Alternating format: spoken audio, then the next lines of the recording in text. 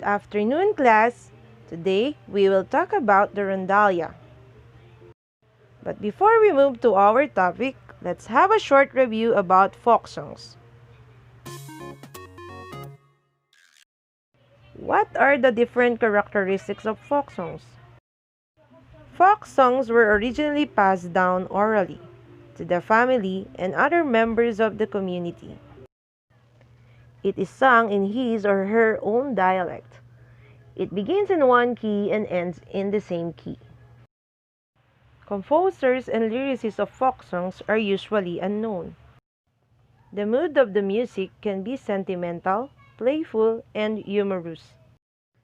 The concept of the music may be based on nature, work, tradition, and culture. It also shows daily activities and experiences of the people. Folk songs were also short and simple. That's why it is easy to sing.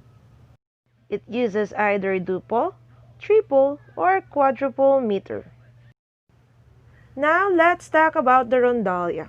Rondalla is an instrumental group that is made up of stringed instruments and is sometimes called the Filipino string band. Although this ensemble is very much associated with Filipino culture, rondalla was brought to the Philippines by the Spaniards. The Spanish rondalla includes the following instruments: bandurrias, violins, guitars, flutes, tambourines, castanets, and triangles. Later, us Filipinos modified the instruments to fit our culture. But how did the rondalla get its name? According to Dr. Antonio Molina, a national artist for music, it started as a very informal group of music-loving Filipinos. During the Spanish occupation, the governor asked civilians to guard their mansions at night. Their job is to go around the governor's mansion all night. This is called ronda, or to make rounds. The civilian became bored with his daily routine and decided to make music using guitars and bandurrias while making rounds. Thus, they are called rondalla, which means making music while doing rounds. The Filipino rondalla instruments were composed of bandurria, laud, octavina, guitar, and bajo de unas. This is what a bandurria looks like. It is a 14-string instrument with 16 frets and shorter neck. It is the soprano instrument of the rondalla and usually plays the melodic line of the composition. The specific notes of the rondalla strings are F sharps, B, E, A, D, and G. Next is the laud.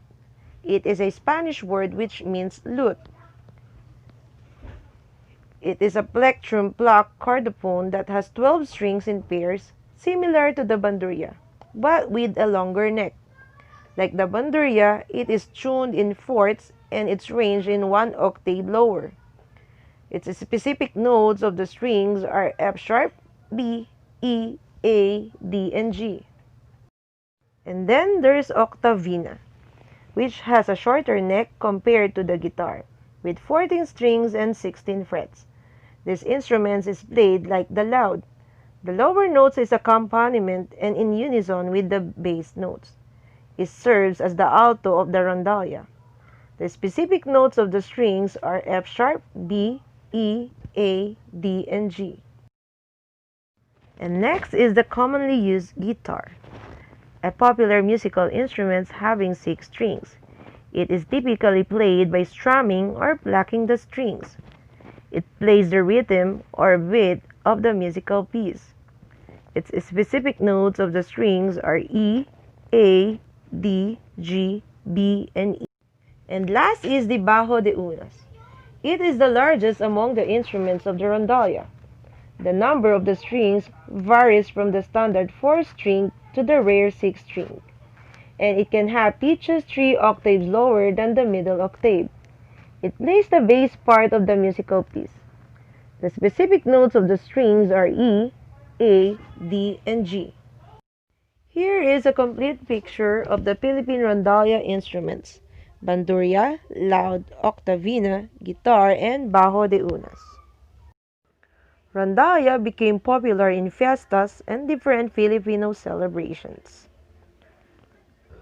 Today, it is a fast-growing instrumental group in school, churches, and communities, participated by the young and the old ones. Now, let's watch and listen to a sample Rondalla music. Credits to the rightful owner of the video, Mr. Chris Salvacion. Huh? Oh, right.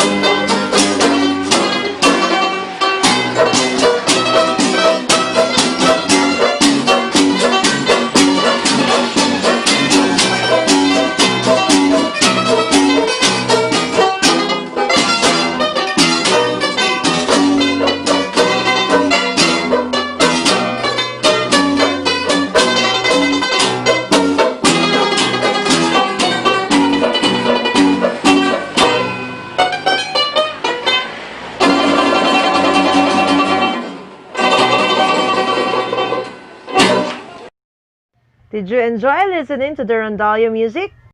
Very well, I did enjoy it too. Now, that ends our lesson about Rondalla. I hope you learned something new. It's time to say goodbye. Stay safe, guys. See you on our next lesson.